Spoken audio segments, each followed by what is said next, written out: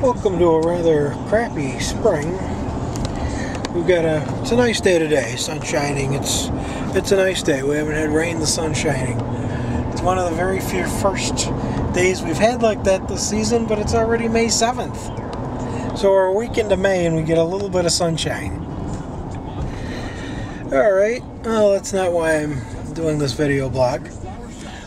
One of the things I was asked recently is what everybody's talking about.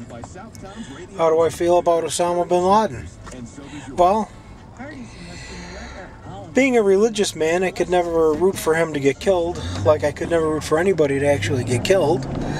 So I could just kind of pull that he meets justice. And I'm at peace because he's met justice. I'm a religious man. I believe that's the justice God set aside for him.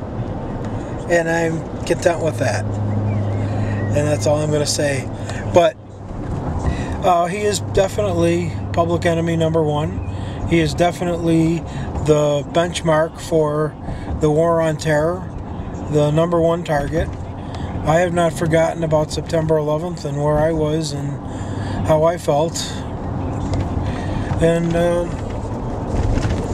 it's definitely brought, I wouldn't say it's brought the war on terror to closure, but it certainly brought some conclusion to the conclusion in the chapter, maybe not to the war on terror, but it closes definitely a major chapter in the war on terror.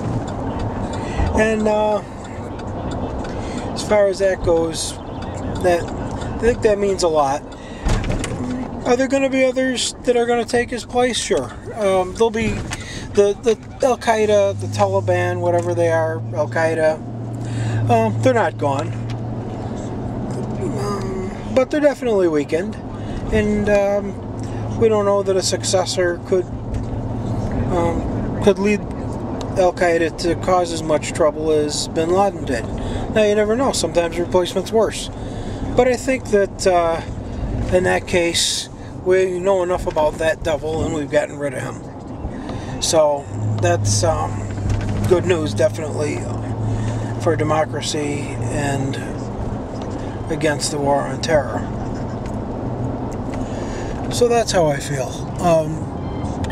Do I feel that they really got him? Yes, I do. They had DNA tests. They were able to prove. There's enough proof, especially with today's world. There's enough proof that they got him with DNA. I don't need to see the body. I don't need to see it publicized. No doubt seeing is believing. No doubt that definitely. But I can understand why they did it that way too. Then no one would really be able to run interference while they were taking care of business, for lack of a better term. Are there going to be people that don't believe? Sure.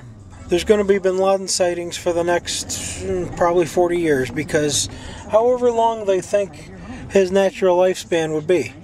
I remember ever since I was a little kid, somebody would find a senile old lady and insist she was Amelia Earhart. At least a number of men who perform music or do amateur Elvis impersonations or just happen to have dark hair and long sideburns and that general look have been accused of being Elvis Presley in hiding.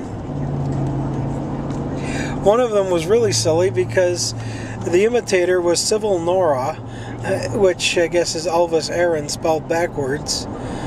But why would a guy fake his death and then imitate himself? That really doesn't make any sense. Why didn't he just be alive and perform then if he's going to do that? So that was one. And there's been people who suspected that John F. Kennedy wasn't killed either. So there's always going to be an element of people that feel that it's a hoax, but it won't be. As far as I know, they got him, and I feel that there's a lot of closure from 9/11/11, from 9/11/01, I should have said.